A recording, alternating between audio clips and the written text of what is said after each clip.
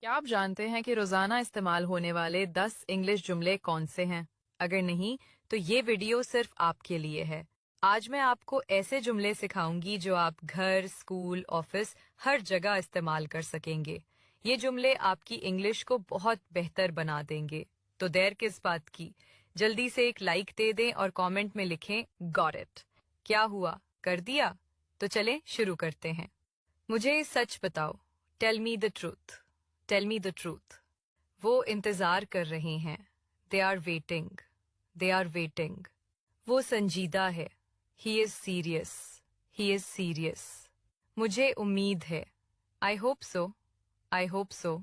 मुझे दोबारा मत पूछी, don't ask me again. Don't ask me again. आप बहुत अच्छे हैं, so nice of you. So nice of you.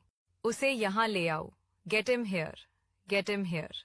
जरा एहतियात से, बी केयरफुल। Be careful. उसे मत देखो, don't look at him. Don't look at him.